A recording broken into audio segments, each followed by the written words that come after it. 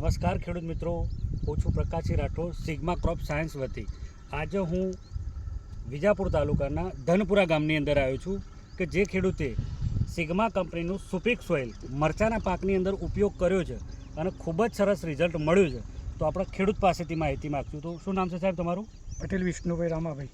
Mobile number? Mobile number 97 231 65 333. ગામ ધનપુરા, બરાબર, તાલુકો વિજાપુર. બરાબર. હવે સિગ્મા કંપનીનું સુપિક સોઇલ તમે ક્યાંથી લીધું હતું? આ ખેડૂત એગ્રો સેન્ટરમાંથી જયેશભાઈના ત્યાંથી લીધેલું છે.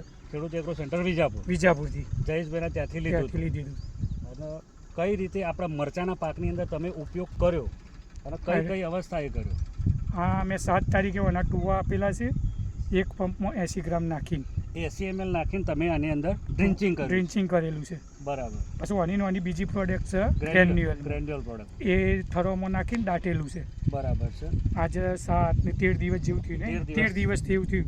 13 દિવસમાં એવું રિઝલ્ટ આવ્યું છે ને, કુણાજ જોરદાર પકડી છે, ફૂટ જોરદાર છે અને એનો ગ્રોથ જોરદાર થઈ જાય છે. જો ખેડૂત મિત્રો, આપણે જોઈએ તો છોડનો ગ્રોથ પણ જોઈએ તો લગભગ ગ્રોથ પણ સારો છે અને એનો ફાલ પણ સારો છે. ફાલની અંદર જોઈએ તો એની અંદર બિહાર એટલે કે ફૂલ ભમરી પણ ગજબની આવેલી છે અને ગ્રોથ પણ સારો છે. લીલો સેવાળ જેવો એકદમ છોડ છે અને લગભગ આપણે કેટલા વીઘાની અંદર છે?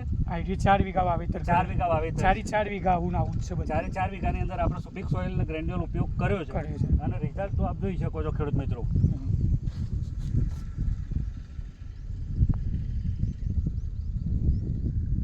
વાવેતર છે 15 તારીખનું, 15/5નું વાવેતર છે. પાછું 15/5નું એડવાન્સ વાવ્યું છે ને એવું થઈ ગયું છે એવું નહીં. બરાબર. તારીખ આવની લાઈનમાં 15/5 જ વાવેતર કરેલું. 15/5 વાવેતર અને 7/6 આપણે ડ્રિન્ચિંગ કર્યું. હા, 7/6 ડ્રિન્ચિંગ. આજે તારીખ છે 20 તારીખ, એટલે 13 દિવસમાં તો જોરદાર અંદર રિઝલ્ટ સારું છે. હા.